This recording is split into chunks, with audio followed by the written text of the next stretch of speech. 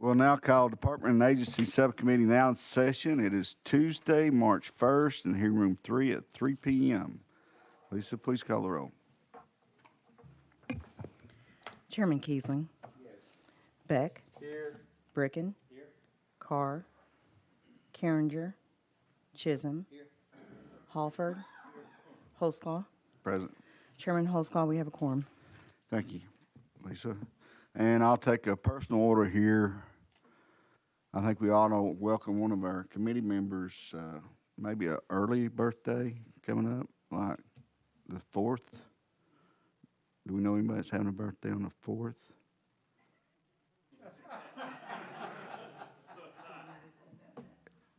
You want Lisa to sing to you? I would love a song. After committee, we'll make sure that happens. So we'll get right into it. We have 8 bills on the calendar, and just to update everybody that's waiting on a particular bill, I'll give you an update. Item number 2, HB 1749 is rolled 1 week.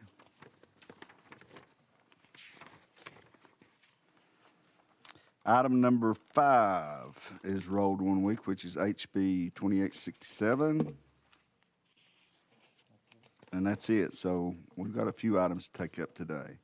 So with no further ado, do we have any personal orders by any of the committee members? Seeing none, we're going to take up item number 1, HB 2514 by Representative Crawford. And I will give you kudos. You were the first one in the room, studying hard.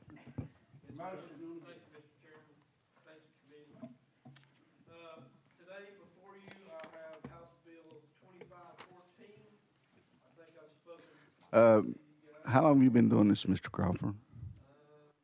6 years. Well, can you hit that button up there that turns your mic on? Is it on now? Okay.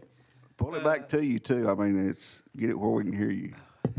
There you go. Now. I'm pretty loud. I can't imagine you not being able to hear me. House Bill 2514. This is a open container bill. As most of you all are familiar with my area, this come from me to me from the city of Bristol, and of course one side of the street is in Virginia, one side of it's in Tennessee, and we're trying to make things match up. Virginia passed this, and now Tennessee's looking at it. What it does is it creates a festival license with the TABC, and it will allow them to designate an area to where they can have open containers, they can drink beer, liquor, whatever, but it has to be within that designated area, which has to be approved by the TABC, and it has to meet all state regulations. You have to be 21, can't be kids there, can't carry a gun in there, and all those type things. And we have one of the largest music festivals in the country called Rhythm and Roots, which I invite all of you to come up to. It's a great festival, great food, great music. But what it will do is it'll allow our patrons that come to this to go into our restaurants there on State Street, eat or whatever, and have a drink, and they will be able to come out and listen to the music that's being played on the stage and that kind of thing within the designated area. So that's what House Bill 2514 does, and I'd like to have your support. Be glad to answer any questions, Mr. Are you going to buy us all tickets since you invited us? They're pretty expensive, but if that's what it takes, I will do my best. It is a unique situation. If nobody's ever been there, the state line goes right through the middle of downtown. So it's kind of like a Hatfield-McCoy type deal. Does any of the members have any questions, comments for Representative Cobb? You're recognized, Mr. Beck. Chairman Crawford, when is Rhythm and Roots? I was just asked that question a few minutes ago, and I cannot remember the time. I want to say it's in the summertime because most of the time it's pretty warm, sweating warm. So I would say, just guessing, June, July, August, somewhere around in there. When you find out, would you let us know, please? I will definitely do that. Thank you so much. Yes, sir. You could probably Google that. I'm kind of challenged when it comes to the smartphone. Just for the representative, it's September 9th through the 11th. September the 9th through the 11th. See there? Any other questions, comments? Question has been called. Those in favor say aye. Aye. Opposed? You're moving on to full, Representative Crawford. Thank you, Chairman, and thank you, committee.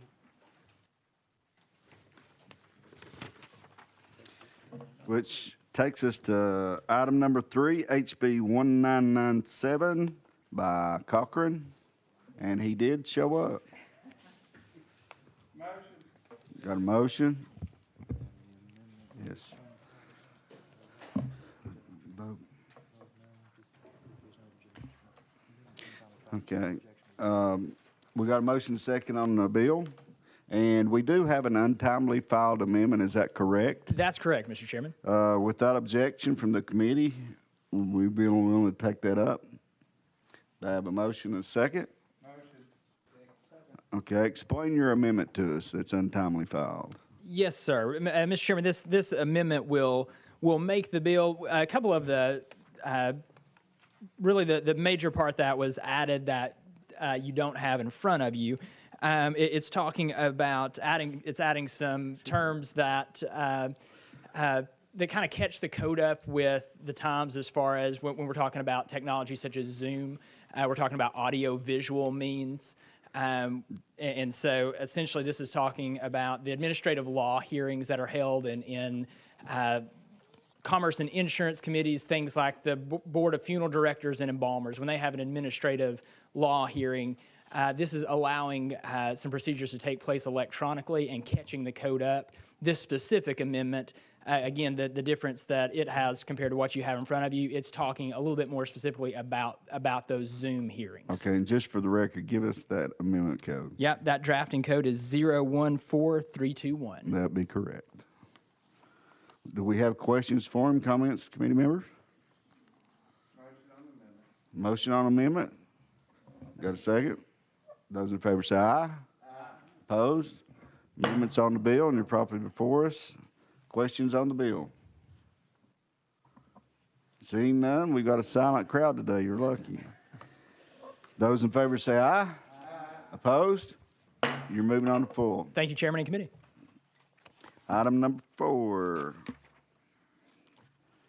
And it does have an amendment also. Motion on the bill. We're now on HB 2309. Boy, everybody's calling for you. Yes, sir.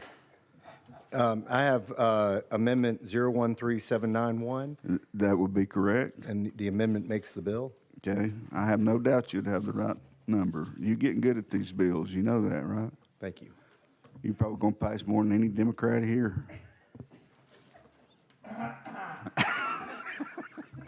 How many you got, Beck? I don't know. Okay. There you go. Okay, explain the amendment to us. Sure. So, a quick story as to why I'm bringing this legislation. I had a constituent call me at the beginning of the year saying that he had an employee that had been working for him for a long time who had worked his way up. He was an expediter in the kitchen and was trying to become a waiter.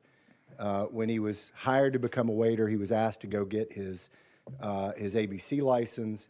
He was turned down, and I called the TABC and asked, what can we do to help? And he let me know that there was a weird loophole in the law that doesn't allow certain immigrants who are legally, lawfully within the United States, legally, lawfully allowed to work, to get a professional license from the state. And he said this comes up all the time. And so anyway, I did some research and found out that there are about 7,000 to 9,000 people that fit within this category in Tennessee alone. And if we pass this bill, we will go a long way to allowing those people who fit within this category to get meaningful work as waiters, as nurses, doctors, any professional license within that's authorized or given through the state, they'll be able to get, and that's what the bill does. Questions, comments from the committee? I do applaud your efforts on this. I think it's a very solid, good bill from, putting, with us out there needing people in these restaurants or whatever, that'll maybe fill some of the gaps. So I think it's a good bill. We're voting on the amendment to put it on bill. Those in favor say aye. Aye. Opposed? Amendment's on the bill. Now, amendment makes the bill, correct? Yes, sir. So any further explanation? Yes, sir. Question's been called. We're voting on HB 2309. Those in favor say aye. Aye. Opposed? You're moving to full, young man. Thank you, Chairman. Thank you, committee.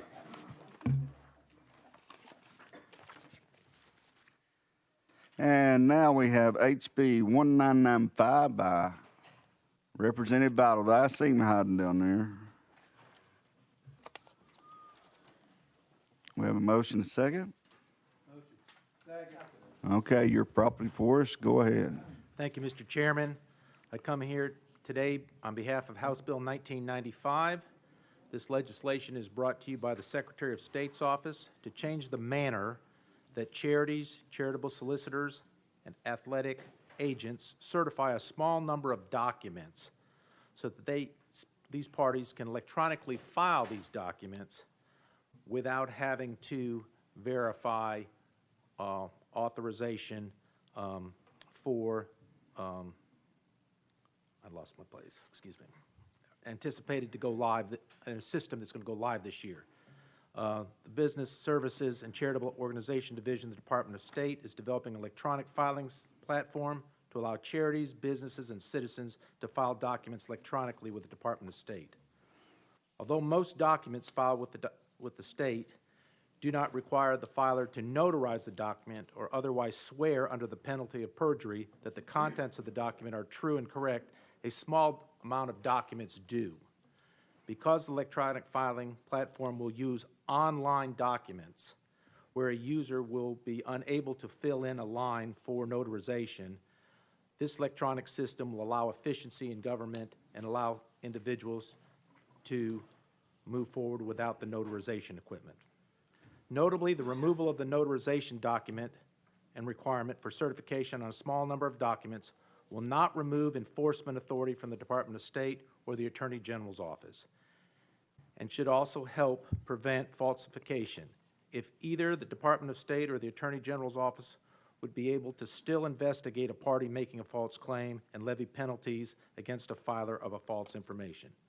This bill will help promote electronic filing and will also positively impact charities, businesses, and citizens. Mr. Chairman, do you have any questions? I'm sure somebody does. Do we make you nervous? I You do. said question. Yes, sir. Thank you for presenting that. You are recognized, Representative Beck. Thank you to the sponsor. Do you think that not having this sign in front of a notary might open the floodgates of fraud and misrepresentation? Go ahead. The small amount of documents that this is covering will still give the Attorney General and the Secretary of State the ability to monitor that, but I do not believe so.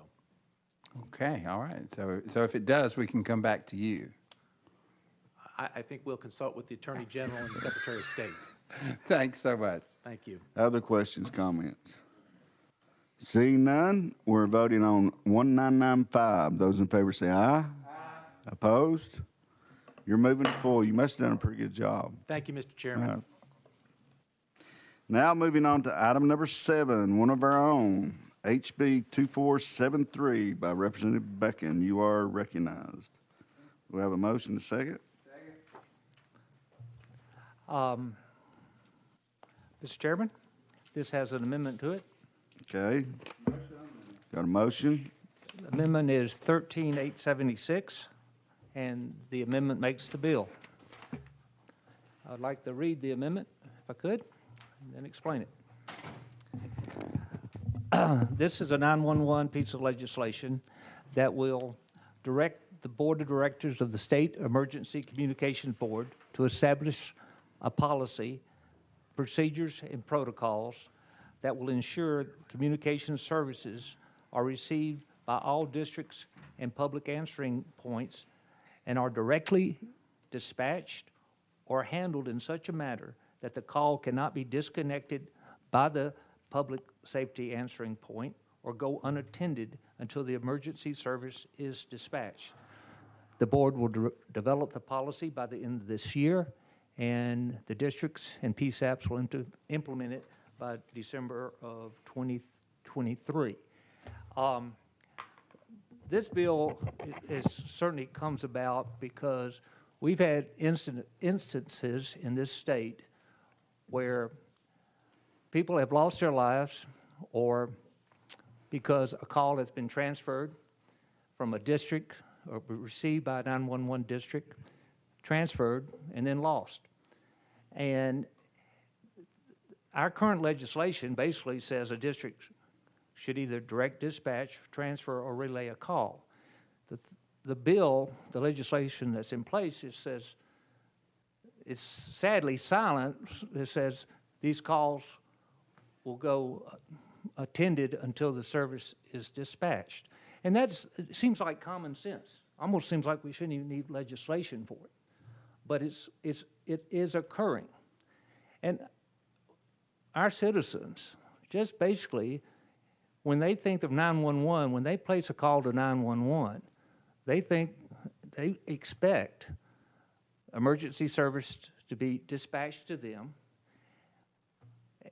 That's primary. But they certainly, if they're going to be transferred, they do not want to see that call just get moved over and potentially lost from that initial call. So this bill basically says that primary call has to stay on hold until the transferred PSAP or the transfer party has dispatched that emergency service to that citizen. And that makes just, I think, hopefully makes common sense. And all we're doing as legislators, we shouldn't have to get in the weeds on here. So I'm just saying that state board should establish this policy and procedures and be certain that all ECDs within 2 years are following it. So hopefully we'll never get that call about, hey, family member, called some PSAP or 911 and got transferred, got disconnected. By the time they got there, it delayed that emergency service, whether seconds or minutes. And that just, again, should not occur. So, again, that is what the bill does. It's, Department of Safety, are they here? They came to my office today with a concern that they didn't want to get somehow tied into this. I didn't know they were a part of it. So they've asked to be amended out of it. So I would like to see what their amendment looks like. But I would like to take any questions from any committee members, then probably roll that bill a week to get the Department of Safety amendment. So. Okay, I'll ask one, then we'll get on you. As far as just talking about drop calls, do we have any like numbers or percentages? Have you got any of that kind of information? No, I do not. I have had certainly calls from family members on this. Stephanie Love, who Antonio Parkinson, put in a prayer request last night at session, the school board member from Memphis, she called me last week about her mother that died 2 years ago when she placed a 911 call. It went to, I won't mention the district, but the caller says, you're not in my district, you need to make another call. And the time she made the other call, tried to call again, she had collapsed. A neighbor called, came over to her house, saw her, called 911, got the correct 911 district, but it was too late for her. So, it just, at this day and time of technology and service, we're paying $250 million roughly a year for our 911 service statewide. We shouldn't have a question with this. This really shouldn't even be an issue. It shouldn't even require legislation. Of course, I get off a little bit on 911 because they don't want anyone directing them how to play in their sandbox. That's just seem to be the nature of the beast. Now, there's a 911 association out of West Tennessee that certainly has written me, and I think there's 16 members, and they have endorsed this legislation. And if I talk to any 911 district, they're all saying they're doing this. They would not leave a call unattended. They would directly dispatch. And I said, well, if that's what you're doing, then why don't you support the legislation? And they're saying, well, they just don't like either the state board directing them or blah, blah, blah. We go, guys, come on, let's be adults here. So anyway, Representative Halford, you're recognized. Thank you, Mr. Chairman. And my situation is that in Gibson County, we have what we call central control. All calls go to central control, and then they're dispatched out to whoever party needs to handle that particular situation. So in light of that, how does this affect them then? Representative Bricken. Thank you, Mr. Chairman. It means that whoever which county again? Gibson. Gibson County. The Gibson County 911 would take the call, and they would stay on that call. When they transfer it to a medical provider or to emergency service, they'll just stay on the line with the call and be certain until they hear that whoever was dispatched to that emergency. So that caller who's on the line will still have someone in case to be on the line with them until that emergency service is released. Well, would that not tie up personnel that could be handling another call if the need was there? You know, I can't specifically answer that. These are operating procedures should be left to the professionals. We, as legislators, should sit there and say, this is the type of service that our citizens expect, that they don't want to make a call and get it transferred and possibly be disconnected or go unattended. And that is, so this is how, I'll stop there. My guys have a problem with this. I don't think it is a problem for us in Gibson County. Maybe, I doubt if we're unique. Maybe we are, but I doubt if we are. They're not in favor of this bill, so that makes me hesitate in the first place. But it seems like in my particular situation, it's not broken. So if it's not broken, I don't know that we need to do anything about it, and I won't. Understand. I'll stop there, Mr. Chairman. Representative Beck. And Mr. Chairman, I was, we've got some people here to speak. I know my 911 head is here to speak. I just met him, so I hope we'll be able to For the hear from first them time? this week. You just met him for the first time. I did just meet him for the first time. I'm sorry. And what we'll do for clarity's sake and understanding all the issues, we will go out of session and get some testimony. And we'll do that right now. And what I'd like to do on the testimony is allow it to like 3 minutes per. And I do know we have Elizabeth Stroker. Would she like to testify? Did she leave? Okay, how about James Held? If you would, when you get to the podium, make sure your mic's on and give us your name and who you represent for the record.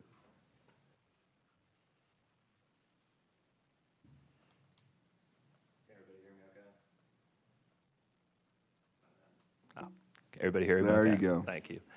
James Held, Legislative Liaison for the Department of Safety and Homeland Security. Hope everyone's doing well. I was not in your meeting with Elizabeth, Representative Bricken, and Representative Beck when we were communicating about this in committee. Really, the biggest concern for the Department of Safety is just THP dispatchers. We were hoping to, as Representative Bricken mentioned, to just be amended out of this legislation, and that's to the extent that our concerns are. So that's your only concern is THP? Yes, sir. Okay. Any other comments for our guest? Seeing none from the committee, you're excused, and maybe Bill Anders. Is he in the audience? Brad. You've been here before, but please state your name and who you're with. Brad Anders, Knox County 911.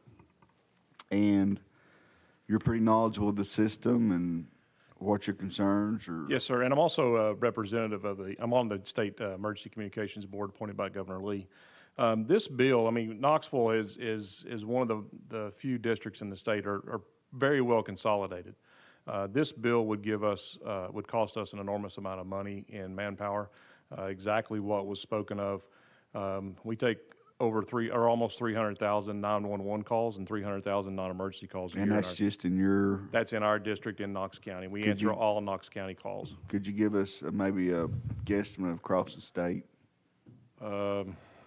No, I can't give you. I would have to see that chart in front of me. We see it in the board meetings, but I couldn't give you the exact number. It's an enormous amount of calls. But the top 10 districts take 50% of the calls, and we're number 3 in the state. But if we have to keep someone on the line for an agency to be dispatched, we would have to hire an enormous amount of people to keep everyone on the line. We could have police or sheriff or even fire, or usually not fire, but EMS could be backed up to the point where they're holding calls. And if we have to stay on the line until they dispatch someone, it would be very time consuming. So how big issue is this? How many calls get dropped? Do you monitor that? So there is technology to monitor dropped calls, and we do that. We call people back. This could be fixed policy-wide inside of a district. This is a local issue. If there's an issue locally, that's exactly what it is. And we have policies to call back. We can even get the numbers if the call, we don't even speak to the caller. And so this is a solution looking for a problem for us in our eyes. And I believe that it would cost us money as well. With our city and county both paid the dispatch services out of they pay us back for dispatch services, and that would eliminate them having to pay for that. And it would cost us roughly $4 million a year to replace that for our district. You are recognized, Representative Beck. I bet. Thank you, Mr. Craig Chairman. Bricken. Director, y'all currently do direct dispatch in Knox County, is that correct? We do not do complete direct dispatch. We have direct dispatch by our employees to the Knoxville Police Department, the Knox County Sheriff's Office, Karnes Volunteer Fire Department, and Knoxville Fire Department. We transfer calls to EMS. There is 2 other fire districts in our community that we transfer dispatch services to, as well as THP, as well as UTPD. All right, can you, if it was a transfer to an EMS service, please tell the committee how that call would be handled? The call would beginning be, to end? yes, sir. So the call would be taken by us, and depending on whether or not fire or let's eliminate police and fire response on that, because sometimes they'll have multiple response. Emergency service. And so if it's just EMS, we will take that call and take some make sure to verify the information that comes in on the technology side, and then we'll send it over to the EMS provider. The EMS provider will then ask further questions and emergency medically dispatch that call. If we had to wait until that was done, it could take us, we could be holding our call takers online for over another minute or so, and we don't want to do that. Very time consuming and cumbersome for our district. So that particular minute, if that call got somehow disconnected when it got over to the EMS, and you weren't 100% certain that EMS dispatched, so that person's life's not worth a minute? If a call gets disconnected, we have all the information.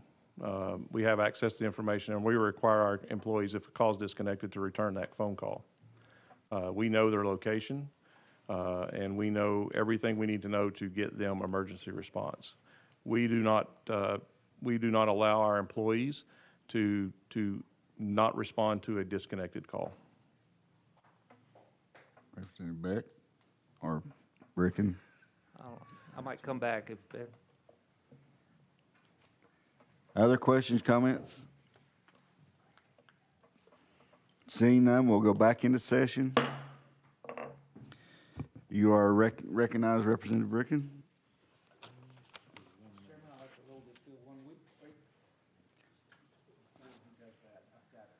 Okay, we do have more testimony you want to hear? Yes, sir. We'll go back out of session, and Steve Martini, we'd like to give you 3 minutes also, and if you would, state your name and who you're with, and...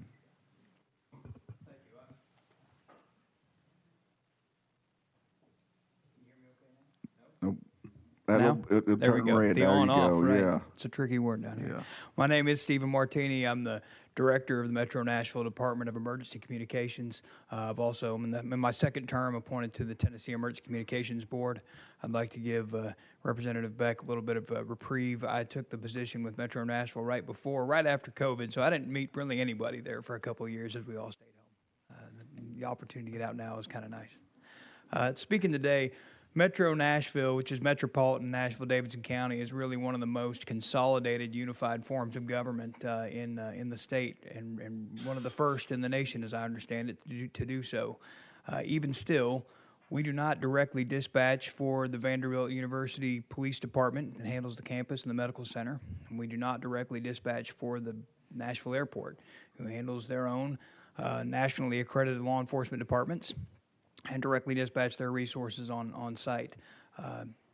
In our environment, I've been working in public safety communications in Tennessee for 18 years. I'm not familiar with an agency in the state that directly dispatches every resource, but every dispatcher does take that call initially and primarily, confirms the address and location of the emergency, the nature of the emergency, and then warm transfers is what we call that, an attended transfer to the dispatcher responsible for dispatching that call for service, which means that caller is never left without a contact with that dispatcher. And if that call does drop in the midst of it, we're going to pass that location and the nature of the emergency on to the dispatcher who's responsible for sending resources to the location.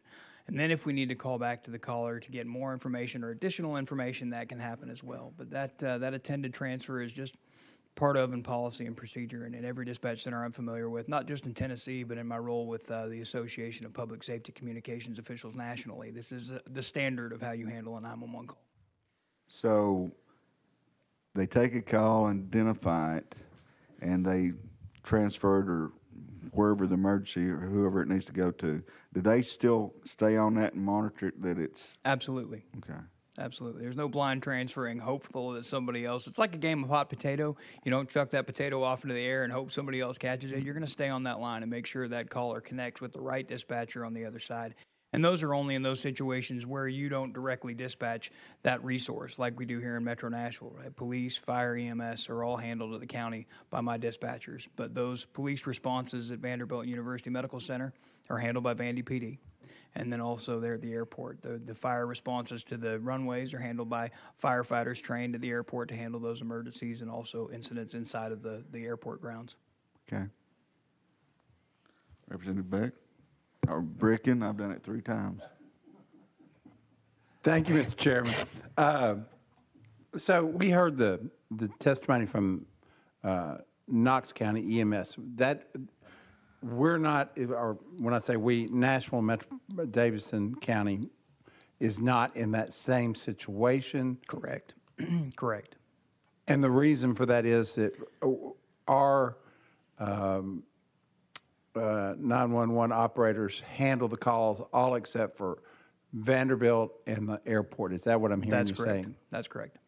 Okay, so so how would this bill affect us, or would it affect us? It would affect us if we were responsible for directly dispatching that 911 call that comes from or on campus at Vanderbilt University or at the medical center, which is absolutely possible. About 95% of our 911 calls come to us from cell phones.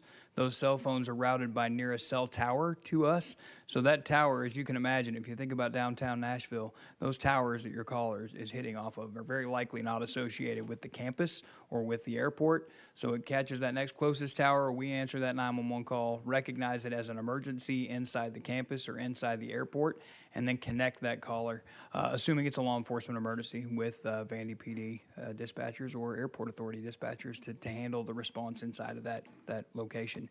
If there's a medical need or a firefighting need, we're going to stay on. Obviously, we stay on the line no matter what, but we would stay on the line and dispatch the appropriate fire and medical response as they handle the law enforcement response. It's a tandem, simultaneous response.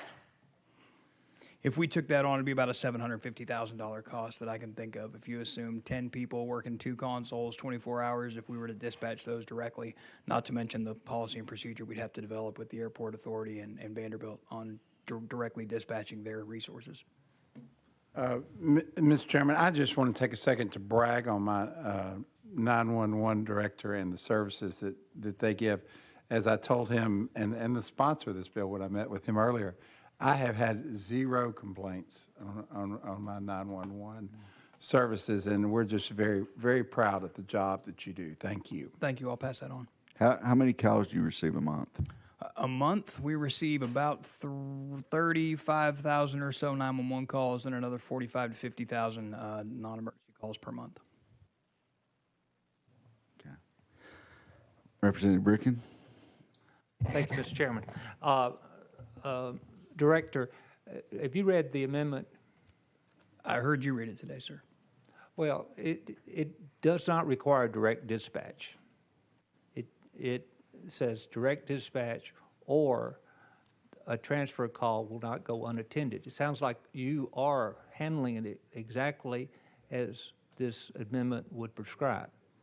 So it does not require direct dispatch of Vanderbilt or the airport. You can still, it says transfer. You do what you call the warm whatever.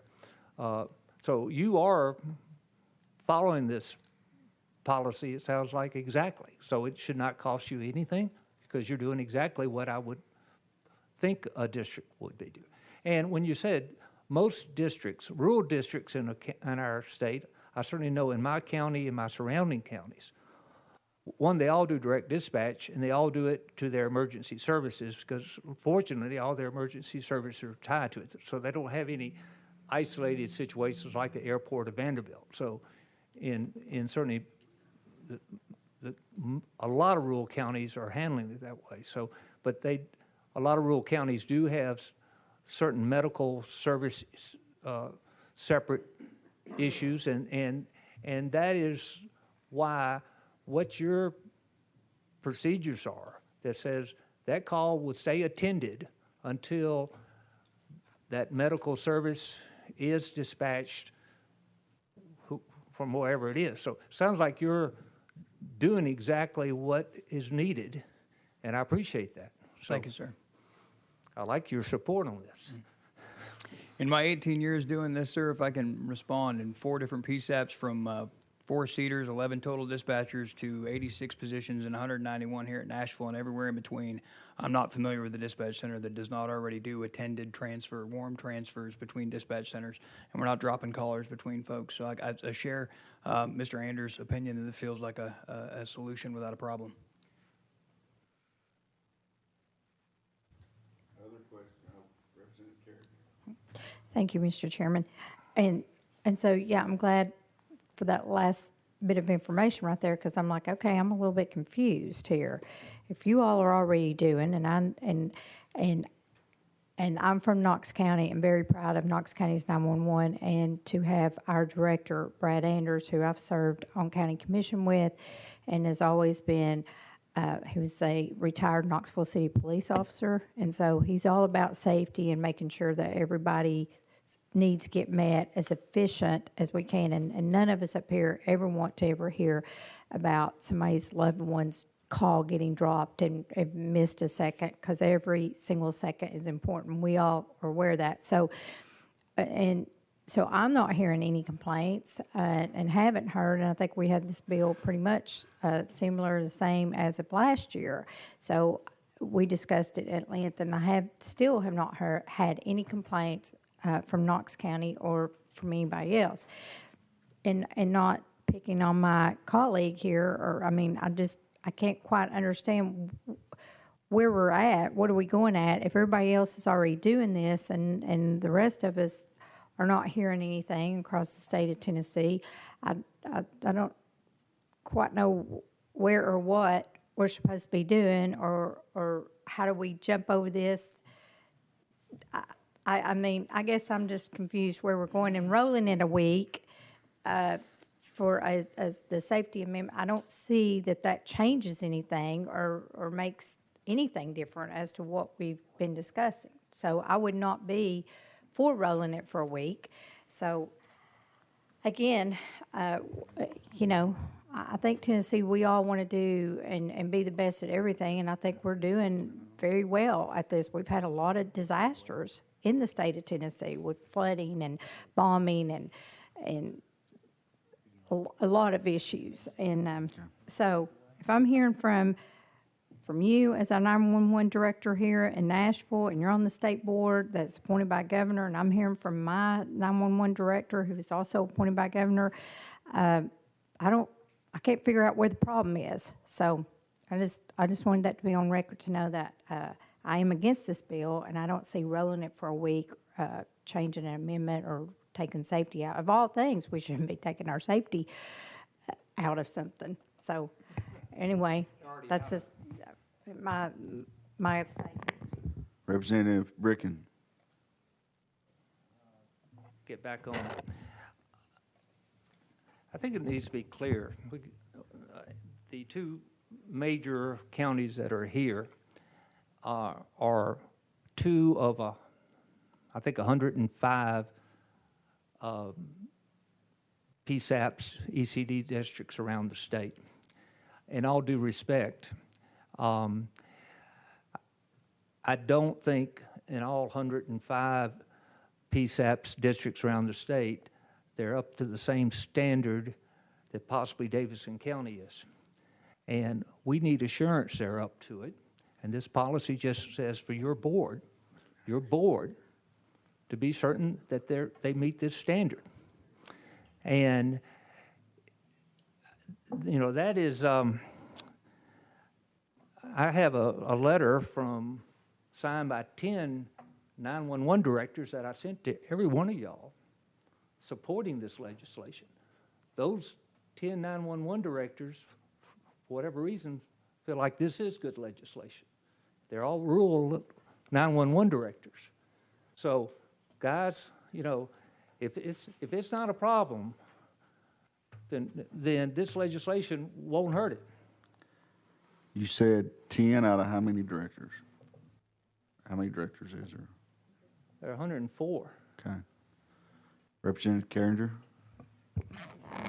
Yeah, and so I guess my thing, if they are really wanting this bill passed and they're really for it, are they here in the audience to speak on that?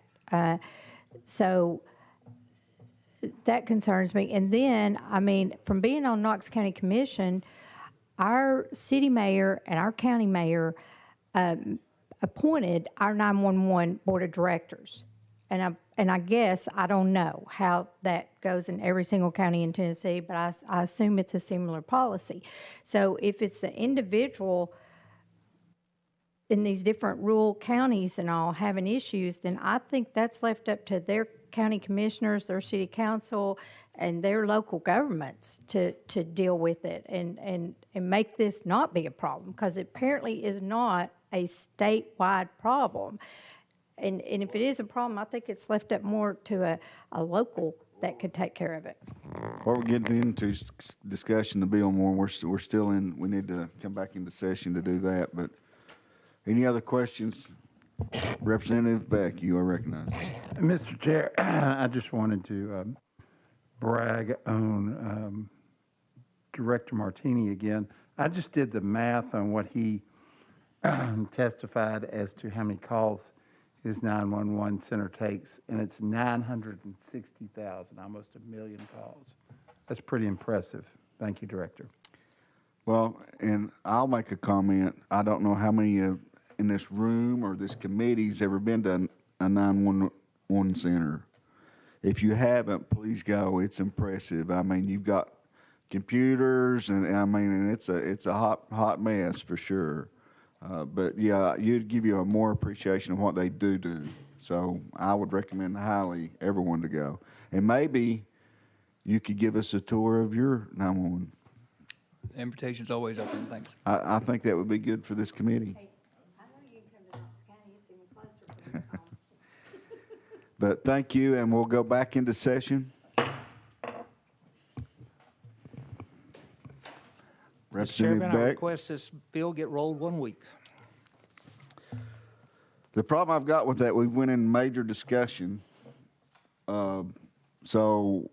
And we're coming up on a big time calendar next week. So what I would ask the committee to do is let's vote on it and see if you want to let it roll 1 week or hear it today. So those in favor of rolling it 1 week, say aye. Aye. Those not, say aye. Or no. So I don't hear any either way. Those in favor say aye to roll it. Aye. Those not in favor, nay. No. So let's do a roll call vote. Evidently they're confused, so we'll unconfuse it. So what we're voting on, if we vote aye, that means we're going to roll it next 1 week and hear it. Otherwise, if you vote nay, then we're going to hear it today for clarification purposes. All right. Lisa, please take the vote. Beck? Nay. Bricken? Yes. Carr? Carringer? No. Chisholm? Halford? Holsclaw? Nay. Kiesling? Yes. Chairman Holsclaw, we have 4 nays and 3 ayes. So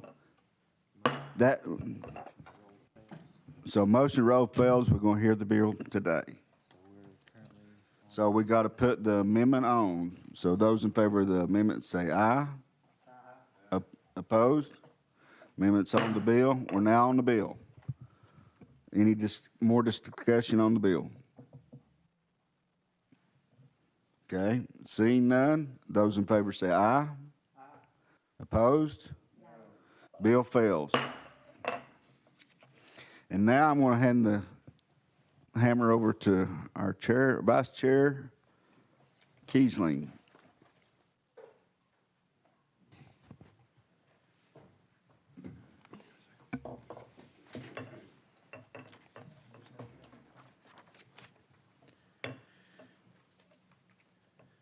Okay, we'll go back into session.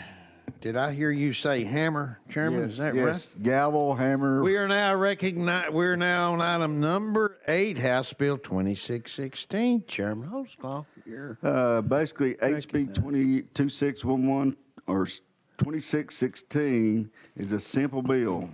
Basically, what it does is in the lottery winners, it allows them to remain anonymous. Currently, we do not have that in the state of Tennessee, and what a lot of people don't realize, some of these big-time winners is they get media bombarded, unsolicited calls, and even some of them you'll realize that death is even ensued. So I think the person will have the option to remain anonymous if they win the lottery. With that explanation, I renew my motion. need a motion and a second. Did I hear one? Yes, I got it. Got a motion and a second. You've heard the explanation of the bill. Any questions to the sponsor? Well, we've got a motion and a second. I need to hear a question called. Do I hear that? I see no objections. Question's been called. Let us vote. Those in favor, please say aye. Aye. Those opposed, like sign. Ayes have it. And 2616 goes on to where? Full committee. Chairman? Go ahead and finish her up. And you all right. If there's no anything further before this committee, I'm going to entertain a motion to adjourn. Got it? Need a second? Got that? We are adjourned, ladies and gentlemen.